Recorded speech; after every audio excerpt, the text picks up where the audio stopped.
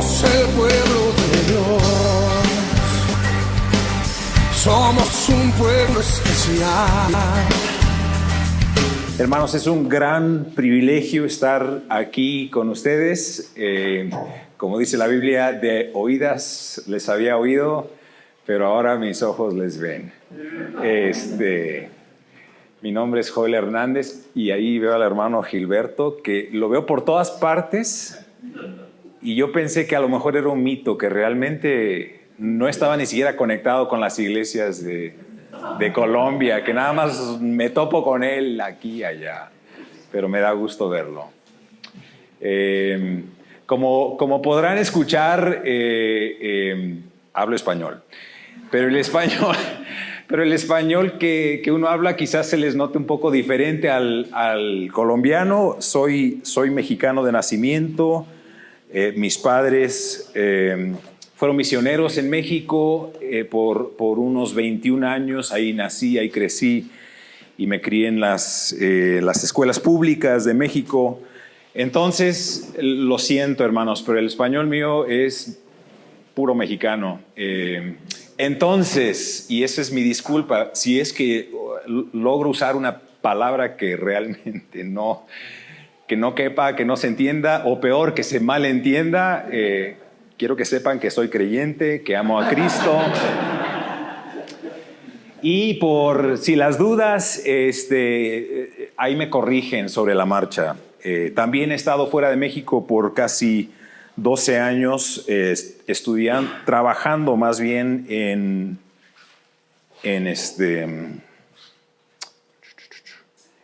la Universidad Bíblica Emmaús, Extend.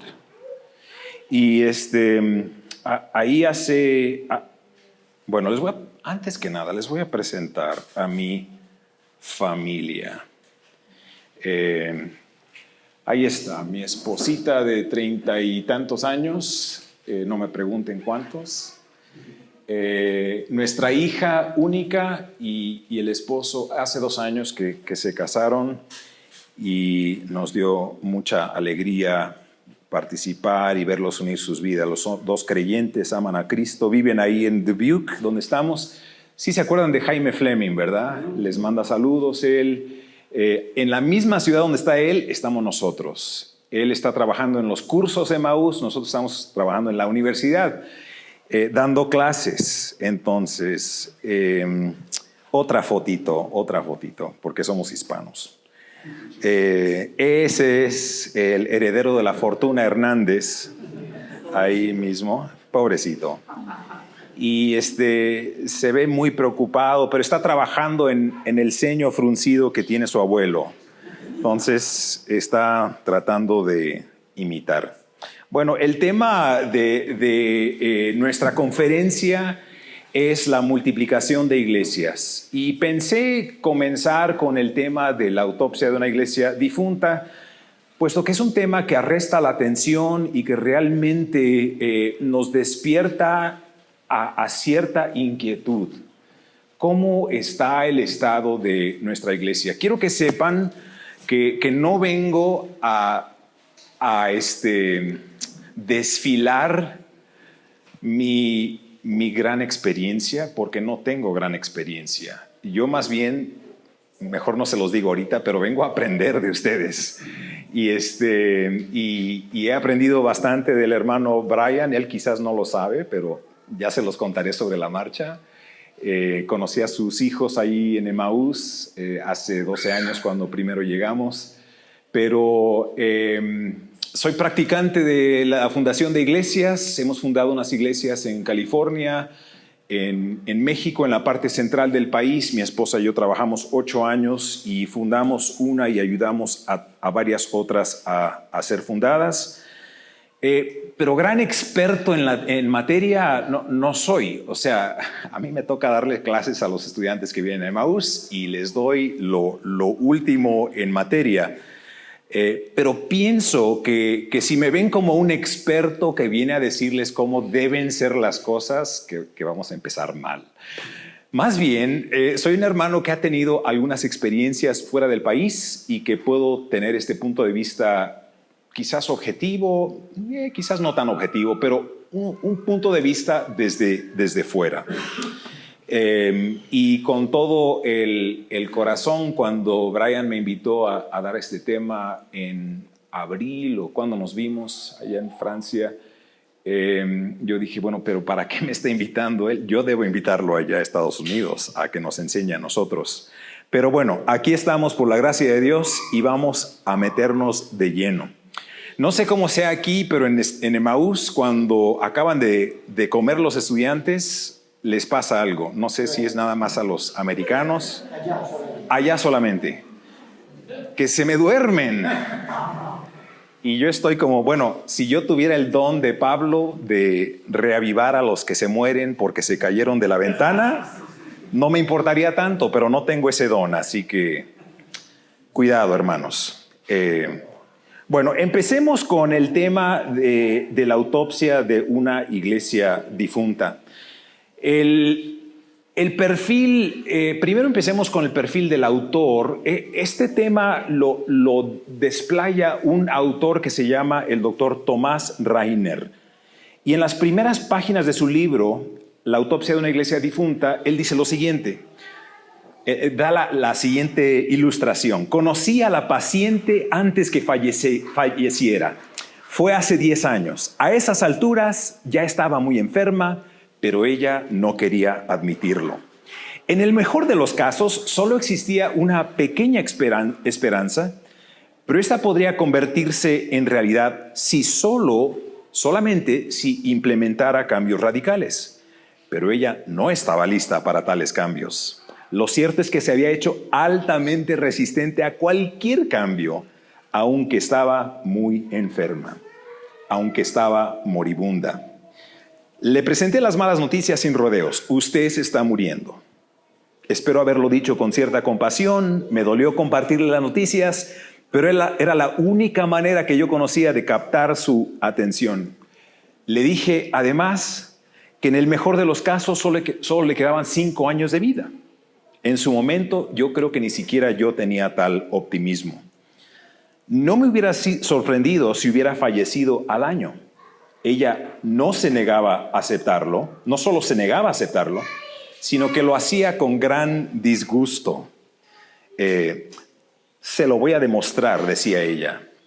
Se lo voy a comprobar que usted está equivocado. Yo no me estoy muriendo. Palabras llenas de furia y desafiantes, airadas. Llegó mi hora de partir, había hecho yo todo lo posible, me marché, no estaba enojado, estaba triste. Y ella tenía razón hasta cierto punto. No falleció dentro de los 5 años que yo profeticé, dice el autor, sino que aguantó otros 10 años. Pero esa última década, aunque técnicamente seguía con vida, estuvo repleta de dolor, enfermedad, desesperación. Y a fin de cuentas, creo que su supervivencia de largo plazo no fue algo positivo, puesto que jamás se mejoró, poco a poco se fue deteriorando, al fin, desahuciada, falleció.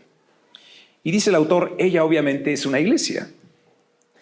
Y estas palabras aturden los sentidos de todo creyente.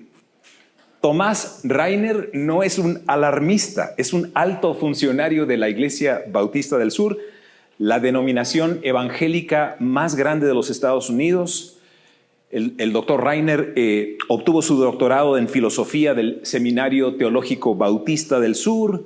Por 15 años se ha dedicado a la consultoría de iglesias, ha consultado a cientos de iglesias, más de 500, y para tratar de diagnosticar y proveer recursos para estas iglesias. Actualmente es el director de Lifeway Christian Resources, la rama publicadora de la denominación de los Bautistas del Sur. Su libro, el librito sobre el cual está basado el bosquejo, el esqueleto de este mensaje, es el librito por el mismo título. La autopsia de una iglesia difunta. Y es el resultado de entrevistas con miembros de iglesias que cerraron después de haber recibido una consulta del doctor Rainer. O sea, él las fue a visitar, les dio su diagnóstico no escucharon, cerraron puertas a la larga y posteriormente él entrevista a los miembros que pudieron encontrarse por ahí para dar el porqué de que la iglesia haya cerrado. Síntoma número 1 de la autopsia de una iglesia difunta. ¿De qué falleció? ¿De qué murió la iglesia? Número 1, de erosión. Erosión. La erosión consiste en una baja en números, en la calidad de la iglesia y en la claridad de la misión de la iglesia. La iglesia necesita revitalizarse continuamente. Las iglesias en las zonas urbanas experimentan esta necesidad más a menudo que las que están en zonas rurales. En un estudio de los Estados Unidos, de 80% de las iglesias que cerraron sus puertas formaban parte de comunidades de más de 100,000 personas, o sea, en ciudades medianas y grandes.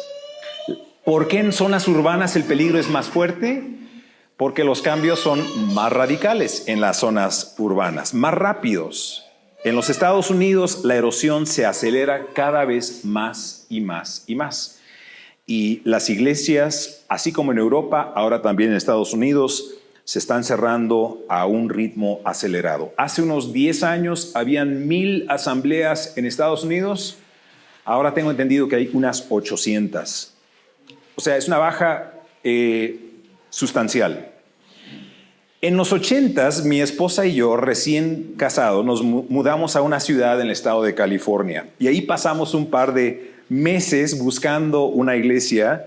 No había una como las nuestras, así que visitamos un número de iglesias diferentes. Y por fin nos decidimos por una iglesia de unos 75 asistentes rumbo hacia el centro de la ciudad. No les voy a decir en qué ciudad, pero se trataba del estado de California.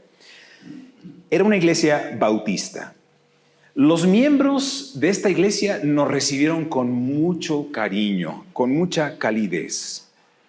El pastor era un joven graduado del Seminario Teológico de Dallas, así que yo, egresado de Emmaús, recién ya compartíamos una afinidad doctrinal. Mi esposa y yo habíamos crecido en las asambleas, ella en las de Estados Unidos, yo en las de México, y las costumbres de la iglesia bautista nos eran completamente desconocidas. Al pasar de los meses, nos íbamos adentrando a la vida de la iglesia y fuimos observando ciertas cosas. En modo de pregunta, ¿a qué se debía que la edad promedio de los asistentes a esta iglesia rebasaba los 65? ¿Quién sabe?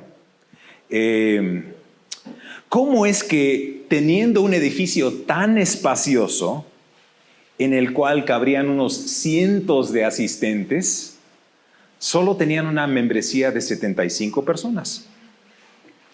En cierta ocasión nos topamos con una fotografía en una pared, una fotografía en blanco y negro, y ahí en esa fotografía me gustaría poderles mostrársela, pero no la tengo. En esa fotografía, tomada en los 50s, unos 30 años atrás, aparecían 5 o 6 hileras de personas, la mayoría sentadas, unos niños en el suelo, otros en sillas, otros de pie, en varias hileras. Bien vestidos, una diversidad de edades, personas de mayor edad, adultos, jóvenes, niños, muchos niños.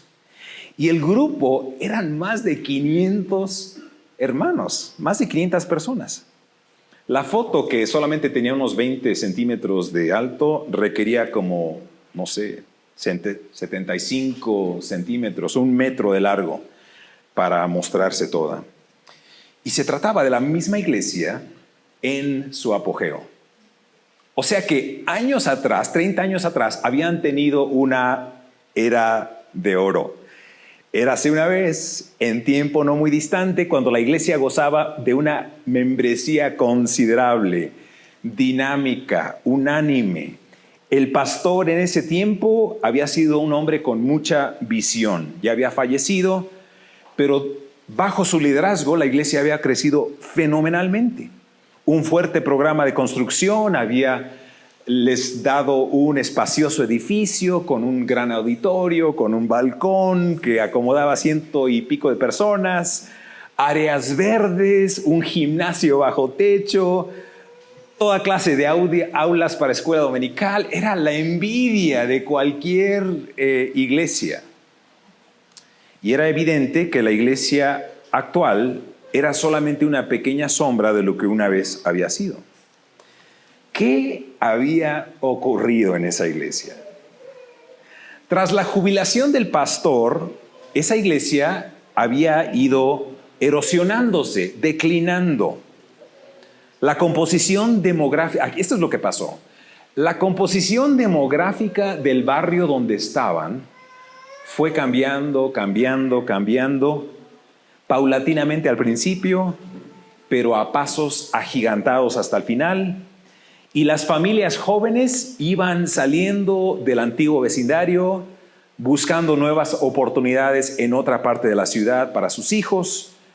Olas de casas en venta disminuyeron los precios de los bienes y raíces, atrayendo a inmigrantes que entraron, familias de bajos recursos, y por varias razones, la iglesia, en vez de fijarse en los cambios que estaban pasando a su alrededor, no hizo nada. No se ocupó de evangelizar al barrio, así que la erosión fue carcomiendo primero la membresía y después la moral y hasta el fin las esperanzas. Quiero recalcar que la iglesia era una buenísima iglesia, que cuando nosotros llegamos eran 75 creyentes que nos recibieron con todo amor. Y ahí estuvimos todos los años que estuvimos en esa ciudad. La erosión así sucede y las iglesias padecen de la erosión. La segunda razón por la que las iglesias cierran puertas es un enfoque desmedido en el pasado. Un enfoque en el pasado.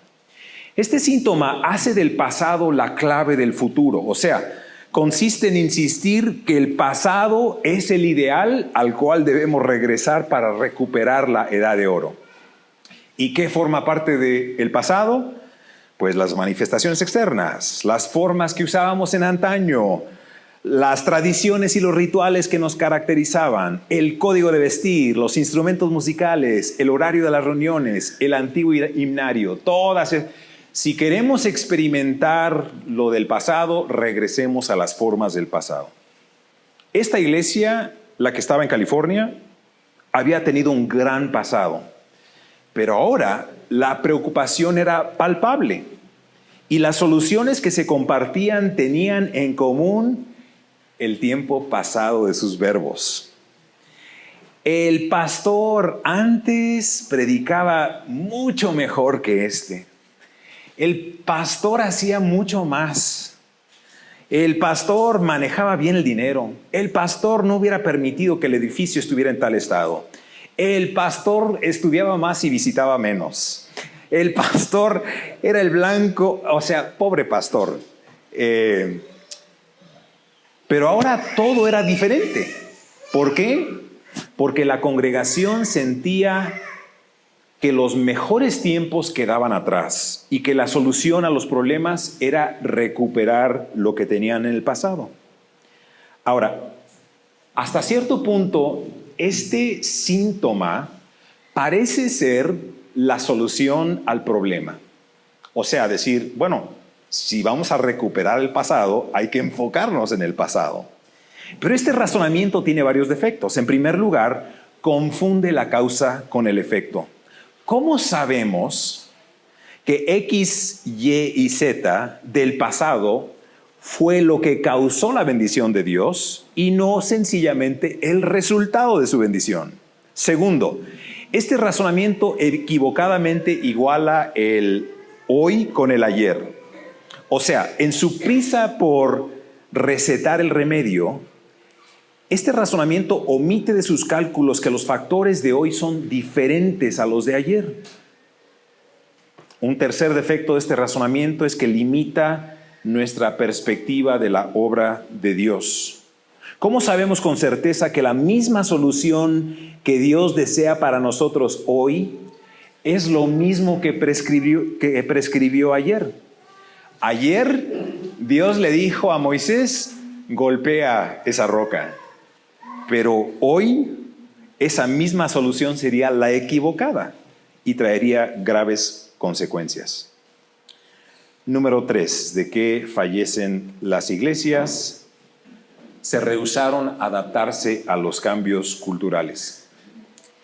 Este síntoma entre los hermanos, entre el movimiento de los hermanos, es el más debatido.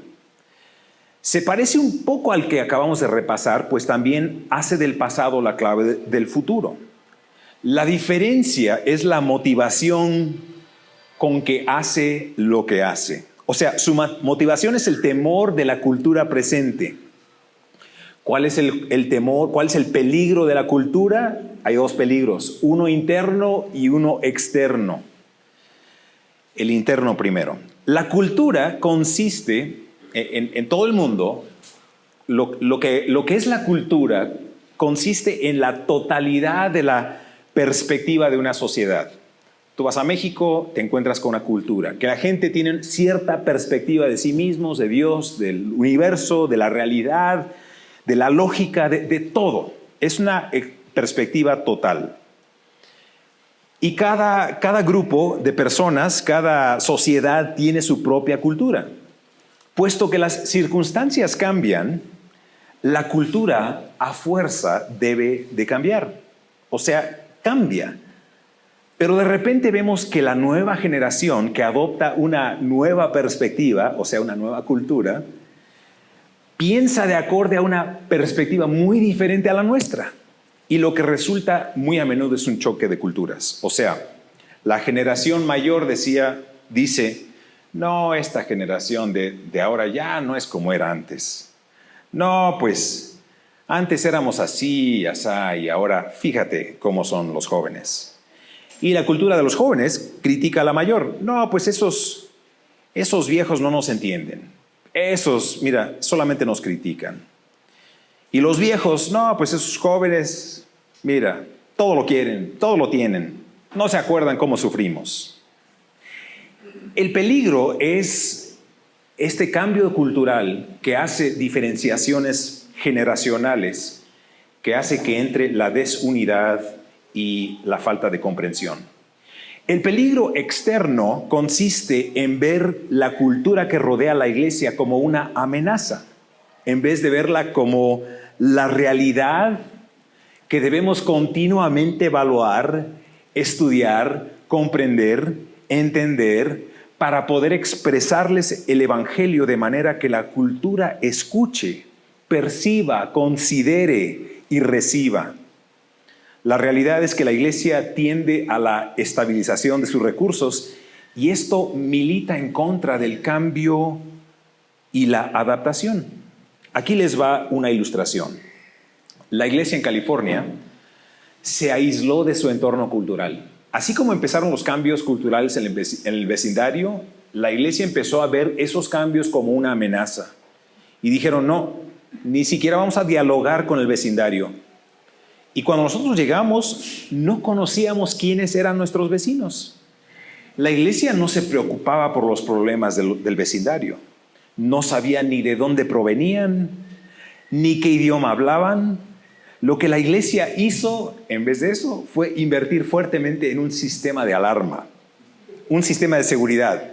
Una alarma que alertara a la policía cada vez que alguien entrara a robar. Y teníamos un agente de seguridad, era un ministerio en nuestra iglesia, alguien que se ponía en la puerta ahí a usted no lo conocemos fuera, era el ministerio de la seguridad. No sabíamos por qué la gente del vecindario era tan mala y querría robarle a la iglesia. Solo concluimos que era gente mala, lo suficiente mala como para consistir en un peligro, en una amenaza de la cual debíamos protegernos. Y no queríamos esa gente en nuestra iglesia.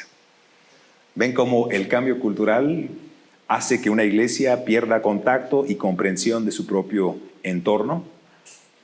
Cuando me acuerdo de cómo pensábamos, me invade, hermanos, una profunda tristeza. Cristo nos había dicho, vosotros sois la luz del mundo. Una ciudad asentada sobre un monte no se puede esconder, pero nosotros habíamos exitosamente cerrado las puertas de nuestro testimonio. Las habíamos empotrado a nuestro vecindario. Creo que no es difícil imaginar, aunque nunca te haya tocado verlo, a un misionero que se rehúsa entablar relación con la gente de su campo misionero. Imagínense, un misionero que no le cae bien la gente a la que Dios le ha enviado. Un Jonás quizás, para que no se estén imaginando a alguien que a lo mejor ya conozcan. Ahí vive el misionero, pero igual da que viviera lejos. ¿Por qué? Porque ni conoce a nadie, ni tiene deseos de hacerlo. Nada del país anfitrión le interesa, ni el idioma local, ni la cultura, ni su historia, ni su forma de pensar, ni su expresión creativa. Todo en cuanto a su entorno le choca. A comparación con la fina cultura de su propio país de origen, esta gente está mal, esta gente está atrasada. ¿Cómo consideras tú entonces a ese misionero? ¿Exitoso? No. Hermanos, nuestra iglesia era ese misionero. Y pienso que algunos de nosotros quizás estemos en vísperas de convertirnos en ese tipo de misioneros como iglesia. Número 4. El cuarto síntoma de la autopsia de una iglesia difunta. El presupuesto consistía en un enfoque interno. O sea, el presupuesto estaba ahí para satisfacer las necesidades propias de la iglesia. Muchas iglesias que están en rumbo a cerrar puertas tienen esto en común, un enfoque interno. La preocupación principal, dominante, exclusiva, es la iglesia misma. Gastamos nuestros recursos en nuestros propios intereses. Al principio es simplemente cuestión de comodidad, pero al pasar el tiempo, en lo que la iglesia va decayendo, es cuestión de supervivencia. No, tenemos que invertir de esta manera. Regreso a la iglesia de California, que me da muchas ilustraciones. Al pasar de los meses en esta iglesia, nos fuimos dando cuenta que el problema de la iglesia no eran las finanzas. Los pocos que quedaban eran bien ofrendadores. Las entradas en la ofrenda pagaban el salario del pastor y de una secretaria. Habían miembros que al morir iban designando un pequeño monto de su herencia como ofrenda. Había en el banco, además, como nos enteramos un día, unos $100,000 que dentro de 2 años nos iban a llevar a la iglesia al borde de un conflicto legal. Pero en ese tiempo no lo sabíamos y estábamos muy felices. Pero todo el presupuesto de la iglesia estaba señalando a las necesidades propias de la iglesia. Y lo teníamos todo. Todas las comodidades necesarias nosotros las teníamos. Pero no había evangelismo. No había visión por el trabajo fuera de la iglesia. La única cosa que la iglesia pensaba es que había salir de ese peligroso vecindario y que de alguna manera nuestros ahorros eran nuestra salvación. Fíjense nomás. Quizás te preguntes, si esa iglesia estaba tan mal, ¿por qué se quedaron ustedes ahí? Bueno, no estaba tan mal. Era una iglesia buenísima, la que los queríamos mucho a estos hermanos. Y estábamos además convencidos de que el Señor nos había puesto ahí.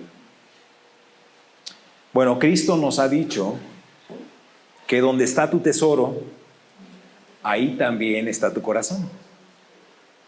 Pues el tesoro de la iglesia a veces llega a ser sus propias necesidades, sus propios miembros, sus propios ministerios, sus propias actividades, nuestros múltiples convivios, Navidad, Día de la Amistad, Día de la Independencia, en Estados Unidos el Día de la Acción de Gracias. Pero cuando venía alguien mendigando, lo enviábamos con las manos vacías, ni siquiera el evangelio le dábamos. A veces las iglesias cierran porque se enfocan demasiado o exclusivamente más bien en sí mismas. La siguiente, la iglesia descuidó la gran comisión. Las iglesias que se van debilitando, hermanos, tienen esto en común: han descuidado la gran comisión. De mano en mano con la característica anterior, la iglesia que se enfoca en sus propios intereses lo hace a costa de su enfoque externo. La vida de la iglesia va demandando todo. Las energías, los recursos se van canalizando respectivamente hasta que llega el momento en que la iglesia no concibe en otra realidad. La iglesia se convence a sí misma que está llevando a cabo la gran comisión porque tiene en su lista en la pared, en un mapa, las fotos de varios misioneros. Y lee las cartas de vez en cuando y ora por ellos de vez en cuando y les da un dinero de vez en cuando. Y a menudo caemos en el error, hermanos, de concluir, aunque quizás de manera inconsciente, que el presupuesto es lo que dirige el ministerio. Que si hay dinero para tal y tal cosa, entonces podremos hacer tal y tal cosa. Pero fíjate en el ejemplo de Cristo y de sus apóstoles. Mira cómo se lanzaron al ministerio y emprendieron largos y costosos viajes e iban aumentando el número de su equipo sin comenzar con la pregunta, bueno, ¿y de cuánto disponemos? Y la única vez que Jesús hizo la pregunta, bueno, ¿y de cuánto disponemos?, fue en la alimentación de los 5,000. No fue para limitar el alcance de este ministerio, sino para motivarlos a los discípulos a que dieran un gran paso de fe, confiando no en sus recursos, sino en el Señor de los recursos. Hermanos, las iglesias que van cerrando van descuidando la gran comisión por causa de un enfoque propio. Bueno, la siguiente, número 6. Las iglesias que cerraron se enfocaron en preferencias personales. Este síntoma también corresponde a la misma categoría de las anteriores. En la iglesia donde reinan las preferencias personales, la ausencia de gracia es palpable. En vez de gracia existe competencia, donde lo más importante es ganar, cueste lo que cueste. Y en tal iglesia, ceder los derechos propios por el bien de los demás es visto no como virtud, sino como debilidad. La ironía es que en tales iglesias, donde el poder y la autoridad y la influencia se veneran, se dividen. Estas iglesias se van dividiendo por razones insignificantes. El color de las paredes. Vamos a pintar el local. ¿De qué color lo pintamos? No, de este, no, de aquel. Se dividió la iglesia. El volumen de la música. Que le dieron un puesto de ministerio a tal hermanita y me tocaba a mí porque yo he estado aquí más tiempo. Algún punto de interpretación bíblica en temas que carecen de importancia. O sea, la iglesia se divide en cuestiones de insignificancia. La tendencia a convertirse en este tipo de iglesia es universal, hermanos. Yo sé que a lo mejor están pensando, pero es que así vamos nosotros.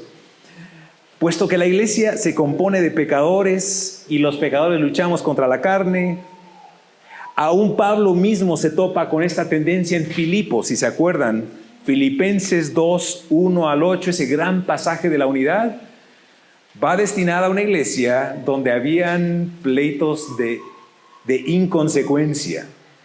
Y Pablo les dice en Filipenses 2 del 1 al 8, por lo tanto, hermanos, si hay alguna consolación en Cristo, si algún consuelo de amor, si alguna comunión de espíritu, si algún afecto entrañable, si alguna misericordia, completad mi gozo, sintiendo lo mismo, teniendo el mismo amor, unánime, sintiendo una misma cosa. Nada hagáis por contienda o por vanagloria, antes bien con humildad, estimando cada uno a los demás como superiores a él mismo, no mirando cada uno por lo suyo propio, sino cada cual también por lo de los demás.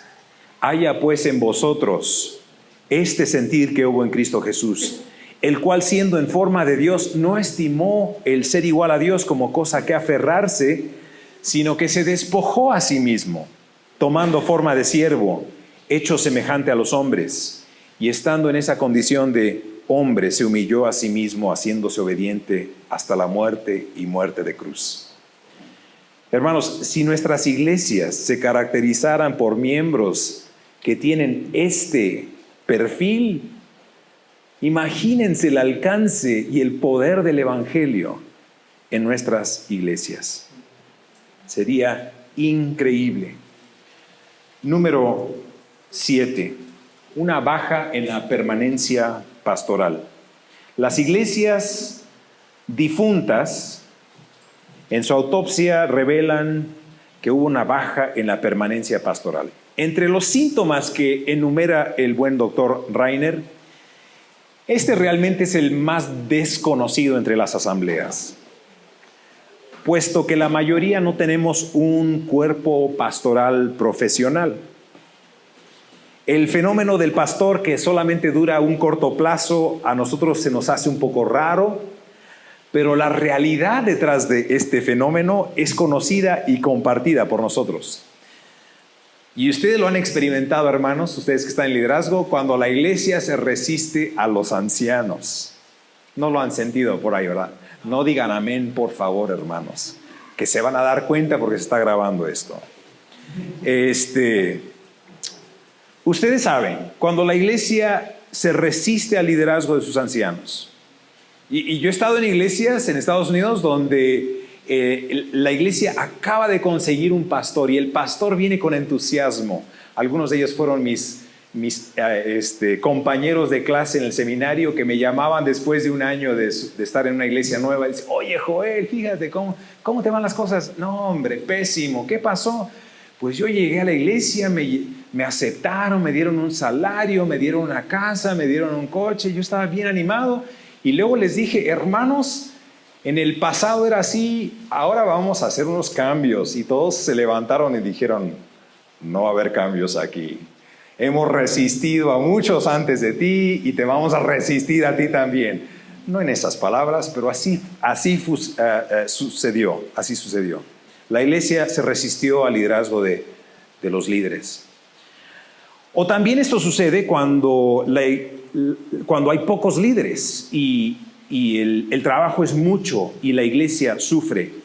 O cuando hay líderes que no tienen entrega o compromiso al Señor o a su obra. O cuando hay en la iglesia asalariados, como los llamaría Jesucristo, que huyen cuando se acercan los grandes peligros. Un cuerpo pastoral que está envejeciendo sin relevo en el horizonte constituye un pastoreo que es deficiente. Y quiero hacer una pausa aquí, hermanos, porque quiero que sepan que el hermano Killings no me preparó para estas conferencias. O sea, cuando yo le dije, ¿y cuál es la situación en Colombia? No me dijo nada. O sea que no me vino con el chisme. O sea que no sé nada de nadie. ¿Ok? Si es que de alguna manera lo que están escuchando, ustedes dicen, ay, pero es que eso es lo que nos está pasando a nosotros. No es porque nadie me dijo. Y creo que por eso siempre los pastores invitamos a los de fuera a que vengan y que nos prediquen, porque así no duele cuando nos pegan. La cuestión es, hermanos, que nuestras iglesias quizás no tengan el pastorado al estilo profesional de otras iglesias, pero tenemos las mismas tendencias de un pastorado débil. Ahora, puedo reportar con gusto que este no era el problema de la iglesia de California. El pastor era un hombre entregado, caracterizado por la humildad, dispuesto a luchar y a sacrificarse por el bien del rebaño. Estudiaba la palabra y la enseñaba con destreza. Y su labor en esa iglesia no duró 5 años, que es el promedio en Estados Unidos, sino muchos, más de 20 años. Realmente este dedicado pastor fue la clave al cambio en esa iglesia, una transformación fenomenal que si tuviera tiempo les contaría esa historia. El siguiente síntoma del decaimiento de una iglesia es la debilidad en la oración. Nuevamente, no sé cómo es el contexto aquí en Colombia, pero las iglesias que son espiritualmente fuertes se caracterizan porque dan prioridad a la oración. Al contrario, las que van decayendo carecen de esa dinámica.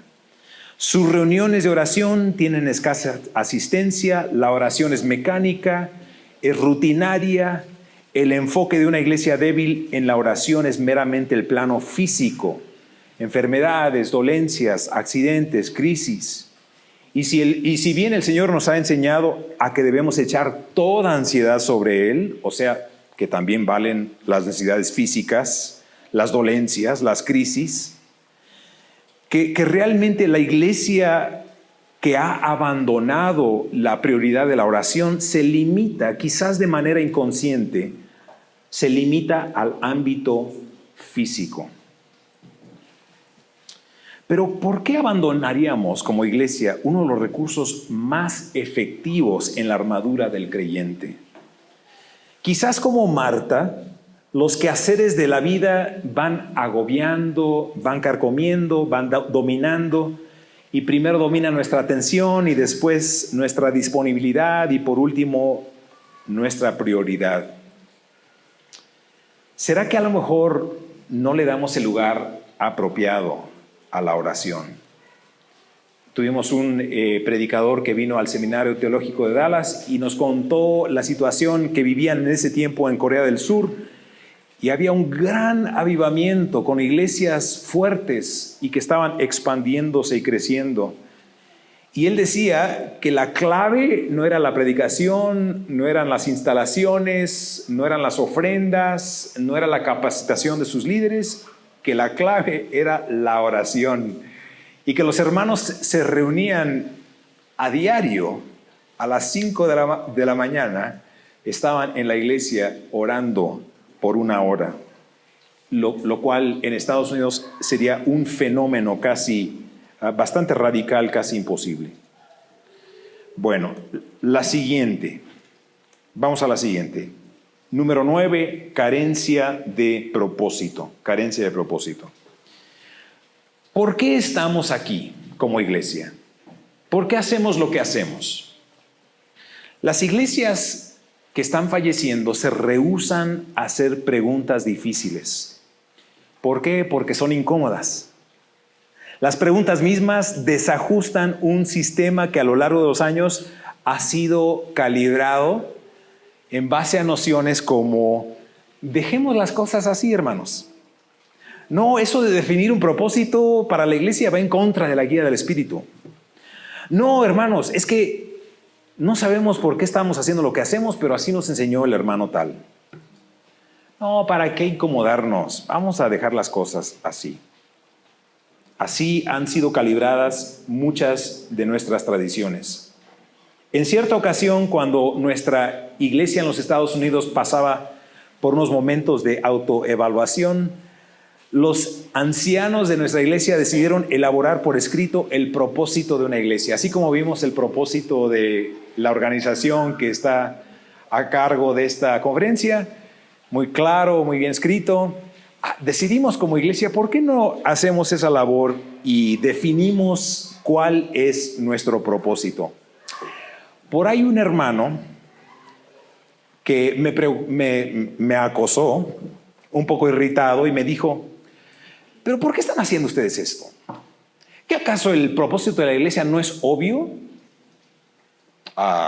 Pues sí, yo creo que sí es obvio. Bueno, si es tan obvio, dime tú, ¿cuál es el propósito de la iglesia? Y me dice: bueno, es adorar a Cristo y enseñar a los creyentes. Y respondió así, sin pensarlo: adorar a Cristo y enseñar a los creyentes. ¡Qué bien! ¡Fantástico! ¿Y qué de la gran comisión? Pues sí, añadamos la gran comisión. Ok, bien. Y si le preguntáramos la misma pregunta a cada miembro de esta iglesia, ¿responderíamos todos igual? ¿Veríamos con claridad el enfoque de nuestro propósito? No, pues yo creo que todos tendríamos una respuesta diferente. Sí, admitió. ¿No crees que sería bueno? Le pregunté, como dice el apóstol Pablo, que todos pensáramos una sola cosa.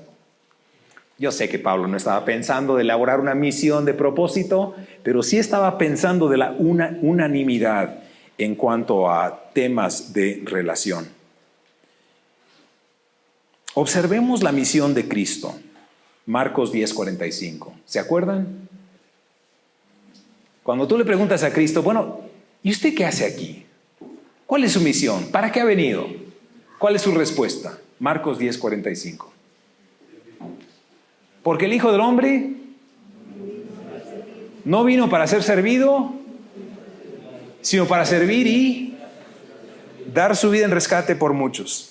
En menos de un minuto podía darte con precisión una declaración que enfocó toda su vida. Todas sus decisiones fueron enfocadas sobre esa misión. Observemos ese ejemplo. El hermano Oswald Chambers dice lo siguiente: sin visión, sin un propósito claro, la vida es más fácil, porque yo me convierto en el capitán de mi propia dirección. Una vida sin visión es mucho más fácil. O sea, si nos preguntan, bueno, ¿y ustedes qué hacen? Pues hacemos de todo. No, pero ¿para qué se reúnen? Bueno, pues para animarnos mutuamente. Bien. ¿Tienes definido lo que es el propósito de la iglesia? ¿Para qué existe? Las iglesias que iban muriendo, cerrando puertas, ya no podían acertar en el propósito de la iglesia. Tenían una vida y un ministerio desenfocado. Pero no así Cristo, no así Pablo. Cuando la iglesia pierde el enfoque de su llamado, peligra tomar otras prioridades que van disminuyendo su potencial sin realmente permitirle alcanzar sus objetivos. Aquí va la siguiente. Y yo pienso que a lo mejor esta no les afecta tanto aquí en Colombia. Las instalaciones, o sea, los edificios, ¿cómo se dirá? Todo lo físico, sí. Llegaron a tomar un lugar prioritario. Este último diagnóstico tiene que ver con la fascinación por lo material, el mantenimiento del local, su buena apariencia, las composturas. Estas cosas son importantes. Una visita escasamente disfrutaría su experiencia en un servicio en nuestra iglesia si las puertas y los muros están cayendo. Pero cuando el plantel se convierte en la prioridad número uno, esto a fuerza distorsiona las demás prioridades que la iglesia debe tener en cuenta. Estaba conversando con un líder de una gran organización misionera en los Estados Unidos y realmente me sorprendió su confesión. Él me dijo, mi iglesia tiene instalaciones propias y son buenísimas, son de la mejor calidad. Creo, me dijo, que son las más bonitas de cualquier otra iglesia que yo jamás he conocido. Pero Joel, preferiría que las vendiéramos y rentáramos un humilde espacio comercial. ¿Pero por qué? Porque las instalaciones han llegado a ocupar el primer lugar de nuestro tiempo y nuestro dinero y nuestra preocupación. Antes que tuviéramos edificios, evangelizábamos y ahora ya no. Tal desequilibrio, hermanos, atenta contra la salud de cualquier iglesia. Bueno, ahí están 10 características de iglesias que han cerrado puertas. ¿Y qué hacer? ¿Qué hacer si nuestras iglesias, mi iglesia, tu iglesia va mal? En su labor de consultoría a cientos de iglesias, el doctor Reiner alerta que de el 100% de las iglesias en los Estados Unidos, el siguiente, ¿cómo se dice? The breakdown. El desglose, no sé cómo se diga la palabra, ¿verdad? El desglose es más o menos así. Sanas, solamente 10% de las iglesias en los Estados Unidos, de todas las denominaciones, no nada más de las bautistas. De las sanas, solamente 10%. Las que ya tienen pequeños indicios de enfermedad, 40%. Muy, muy enfermas, 40%. Moribundas, que ya están en plano de cerrar puertas, 10%. Esa es la realidad en los Estados Unidos. ¿Y qué recomienda el autor? Bueno, si tu iglesia tiene indicios, si la iglesia es sana, recomienda manténla sana. Número 2, si tiene indicios de enfermedad, ¿qué hacer? Si está sana, dale gracias a Dios, pero no reposes sobre tus laureles, porque la iglesia es un organismo y hoy está sano el organismo, pero mañana está enfermo. Así que milita, haz la labor de un buen pastor. ¿Qué recomienda entonces si la iglesia presenta indicios de enfermedad?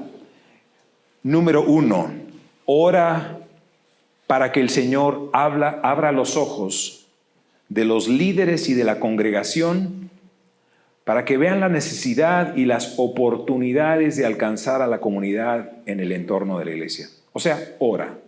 Esa es la palabra clave. Si está empezando a presentar indicios de enfermedad, hay que orar, que el Señor obre en los líderes y obre en la congregación.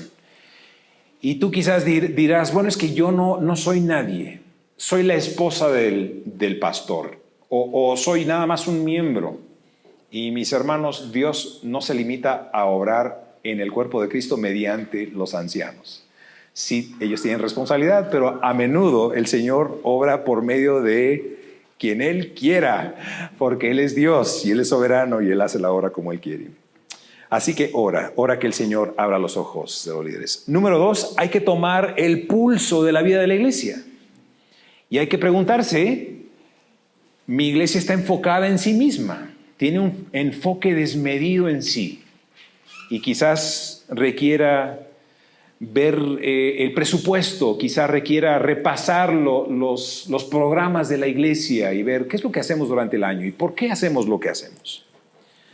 Número 3, hay que hacer planes específicos para evangelizar la comunidad.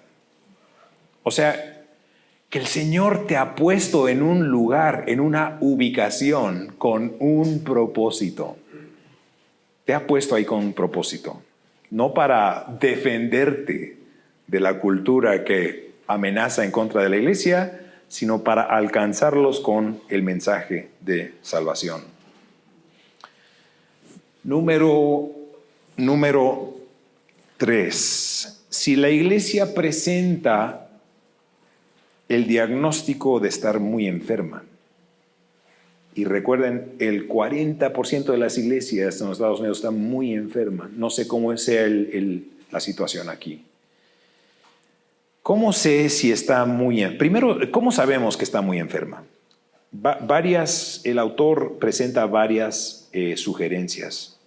La primera es, y estas no son absolutas, o sea, puede que la iglesia presente una o más de estas características. Una baja numérica significativa en los últimos 10 a 20 años.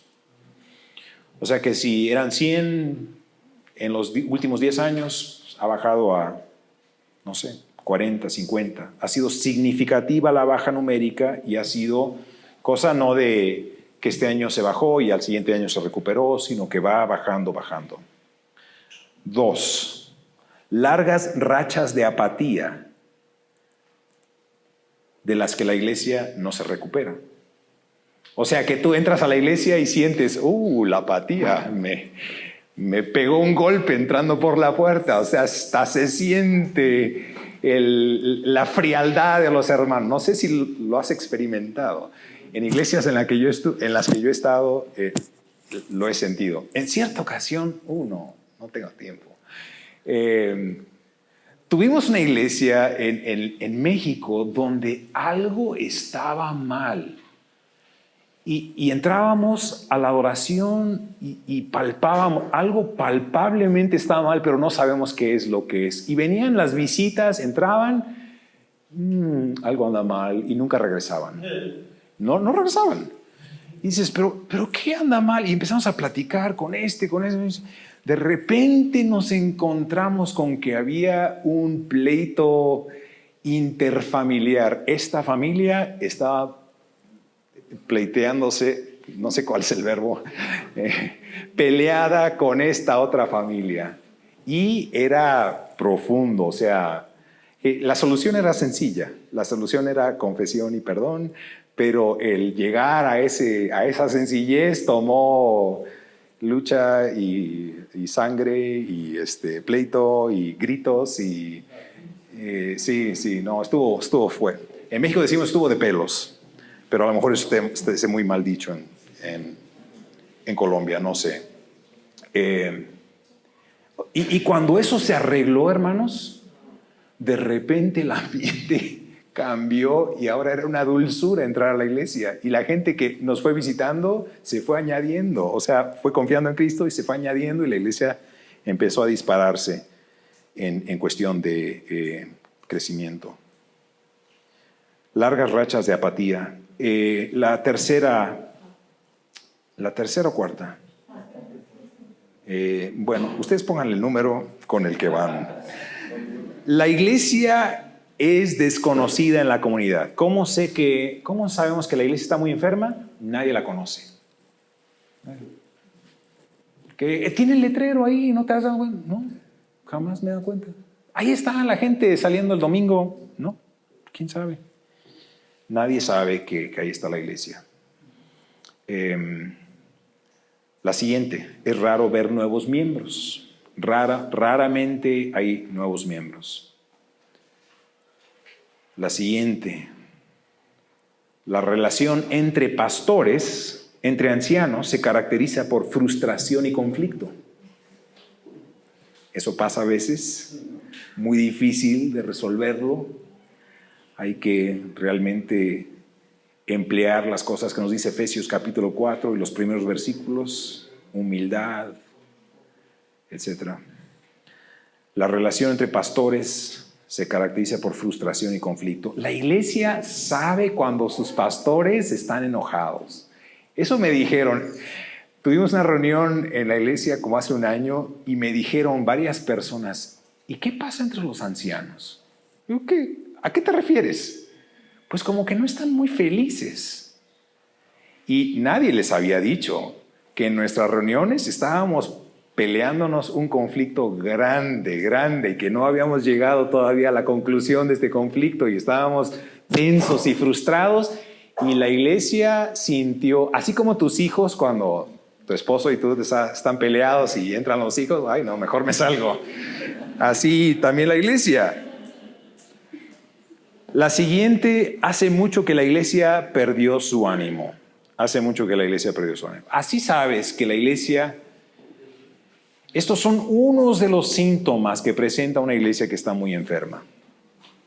Y que si no haces nada, y que si simplemente regresas a hacer lo que siempre has hecho, que si simplemente redoblas tus esfuerzos por hacer lo que hiciste en el pasado, nada va a cambiar. Nada va a cambiar. Va a seguir hacia su defunción. Ahora sí, el otro lado de este punto de una iglesia muy enferma es ¿qué hacer? ¿Qué debemos hacer? Bueno, la primera cosa que debe hacer la iglesia es admitir su estado. Hermanos, esto es lo que pasó en esa iglesia en México donde las dos familias estaban peleadas. Un día,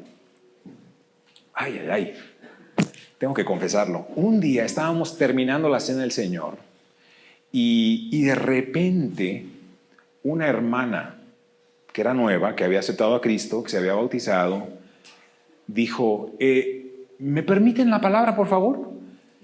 Y en las iglesias de México, muy conservadoras, no permitimos que las mujeres hablen. Lo siento si aquí en el contexto es muy diferente, pero así éramos en México. Y los ancianos nos vimos como que, ¿qué hacemos? Bueno, digamos que este es tiempo de los anuncios, así que ya terminó eso. A ver, hermana, hable. Porque a veces pasan las cosas, ¿no? Y esta hermana dice, yo no sé si soy yo o si es mi familia, o si es algo que hemos hecho. Éramos solamente como 25 o 30, apenas estaba empezando la iglesia. Yo no sé si soy yo, o si es mi familia, mis hijos le han hecho algo a alguien, pero nosotros no sentimos como que haya amor aquí. Nos sentimos juzgados cada vez que venimos.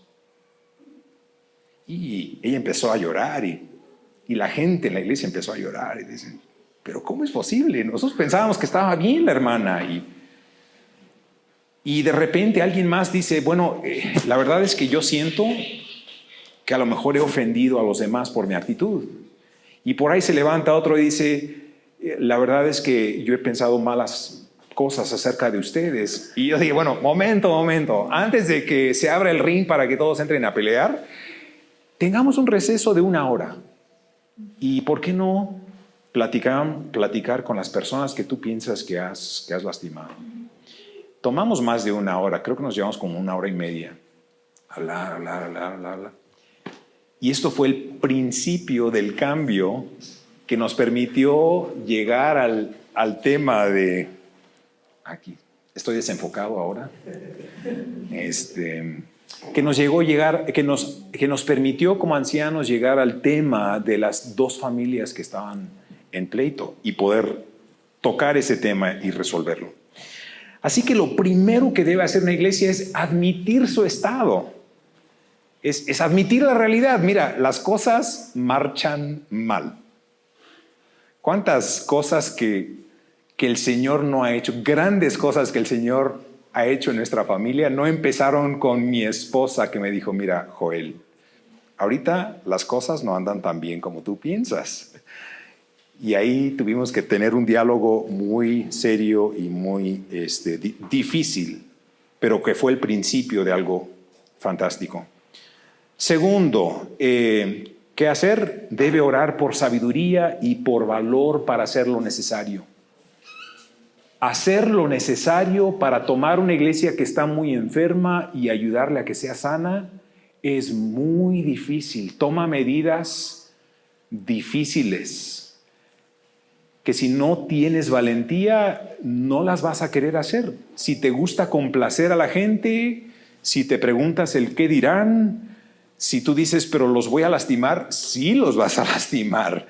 Pero a menos que lastimes, a menos que el cirujano lastime al paciente, el paciente no va a mejorar en muchos casos. Así que como buen cirujano debes orar por sabiduría y valor para hacer lo necesario.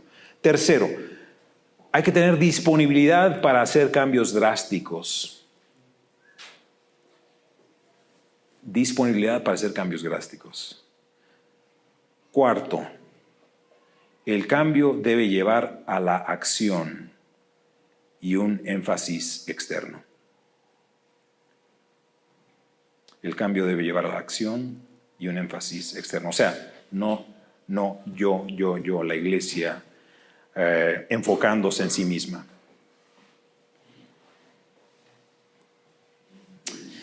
Hace 12 años que el Señor nos traspasó de México a Estados Unidos a trabajar en Emaús. Llegamos a una iglesia y lo primero que pasó en la iglesia es que los jóvenes me dijeron, Joel, rescátanos. Y dije, ¿pero qué quieren? ¿Qué rescate quieren ustedes? Dice, la música en este lugar está tristísima, está fúnebre, y bueno, yo estaba de acuerdo con ellos, pero yo decía, bueno, acabo de venir de México donde no teníamos nada y estamos ahora en Estados Unidos, aguántense chicos, o sea, utilicen la unidad y la humildad y amén. El problema es que teníamos un instrumento que nadie conocía ya, o sea, el órgano. El órgano hace 100 años era un instrumento imprescindible en la adoración. En algunas iglesias todavía lo es, pero en nuestra iglesia el órgano tenía dos definiciones, dos dos explicaciones simbológicas. El órgano es un símbolo de dos cosas. Una, funerales. Cuando la gente se muere, le tocan el órgano. Segunda, el béisbol. El béisbol. Ta, ta, ta, ta, ta, ta, pa. Es muy americano eso. El órgano. Pero en la iglesia decía, es que nos da una vergüenza traer a nuestros amigos de la escuela. No podemos traerlos aquí porque van a decir, ¿y ustedes en qué era se quedaron? ¿Se quedaron en los 1700 o qué? Y bueno, quizás no sea así y quizás ustedes tengan el órgano en su iglesia y que Dios les bendiga. Pero este es Colombia y nosotros estábamos allá y me dijeron los jóvenes, pero ayúdanos. Y, ay. Mira, yo no soy nadie, no soy ni anciano, yo soy un feliz feligres, así que... Pero llegó el día en que me hicieron anciano y los jóvenes me dijeron, ahora sí te toca, nos vas a liberar. Y hablé con los ancianos y todos estaban de acuerdo. No, el órgano hay que quitarlo. ¿Y qué vamos a hacer? No era nada más cuestión de gustos, no. El órgano, si ustedes hubieran llegado a nuestra iglesia, se hubieran dado cuenta que habían dos instrumentos, un órgano y un piano, y que el órgano tocaba a destiempo. O sea, la canción iba así, tan, tan, tan, y esta iba, ta, tan, ta, ta, tan, ta, tan, ta, ta, ta. Y el órgano estaba allá y el piano estaba acá, y además a veces tocaban en dos notas diferentes. O sea que nuestras reuniones eran símbolos de la falta de unidad. Eran declaraciones al mundo que estamos divididos. Y que no nos importa que estemos divididos, porque así somos, porque somos hermanos libres. Y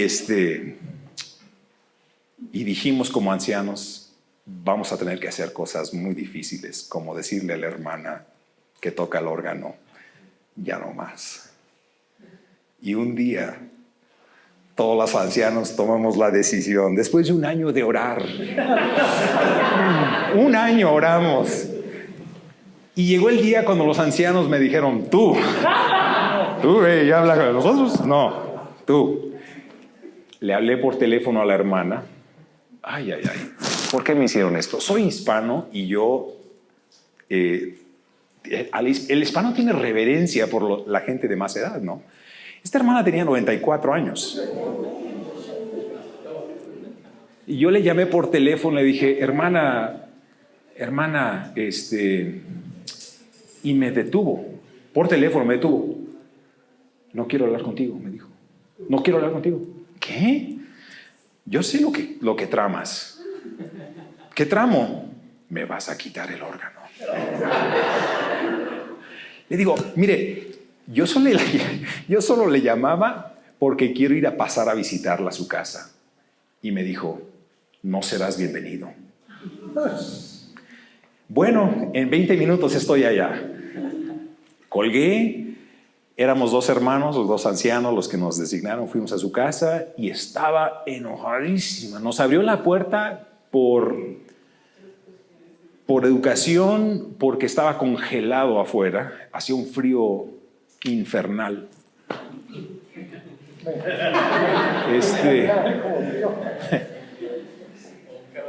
Y nos recibió y le explicamos y se descargó la furia de quién sabe quién. Y nos dijo, esto está mal, este es mi instrumento. Pero ¿por qué no le enseña a los jóvenes a tocar? No, ¿cómo? Pues yo pasarle mi ministerio a otra persona, no, me van a robar mi ministerio y luego ¿qué hago yo? A los 94 años, por favor, señora, usted sabe discipular, sabe dar consejos, sabe hacer tantas cosas, era evangelista la señora también. No, y le explicamos, y el Señor le tocó el corazón y se dio el órgano y llamamos a los diáconos y dijimos, si el órgano está ahí este domingo, va a haber problemas. Ese órgano debe desaparecer. O sea, no queremos saber dónde se lo llevaron, pero no debe estar ahí más, porque esta hermana dijo, sí, está bien. El domingo nos paramos el domingo nos paramos y dijimos, esta hermana ha tomado una gran decisión de soltar el órgano. Y aplaudimos su valentía. Nuestra hermana ama a Cristo, nosotros la amamos a ella, y ella tiene muchos más ministerios. Este no es el único que se ve, no se sientan mal por ella. Pero oren por ella porque pues siempre es difícil. Y para empeorarla, yo era el director de música, entonces yo tenía mi guitarra y, hola hermanos, vamos a cantar. Y ella se sentaba en primera fila. Un día te van a quitar la guitarra. Sí, hermana, estoy seguro que algún día las generaciones vendrán y deberán quitarme la guitarra. Pero no es fácil tomar medidas que son difíciles y que definen una pauta, una dirección. Pero por el bien de la iglesia debemos de poder hacer cosas difíciles. Quizás se te haga extraño evaluar una iglesia usando el estudio de un americano desconocido. El doctor Rainer jamás ha visitado las iglesias de Aposento Alto Colombia, pero he aquí alguien más importante que el doctor Rainer. No, yo no. Es Cristo. Cristo es el que anda por los candeleros, ¿se acuerdan? Apocalipsis. Cristo es el que evalúa a las iglesias. Cristo conoce a fondo el estado de cada iglesia. Y esta es la pregunta. La pregunta no es qué pensaría el hermano Tom Rainer de tu iglesia. La pregunta no es qué piensan los ancianos acerca de la iglesia. La pregunta es qué piensa Cristo de la iglesia. ¿Cuál sería su evaluación? ¿Cuál sería su diagnóstico? Eso, hermanos, es lo que realmente vale. Que el Señor les bendiga.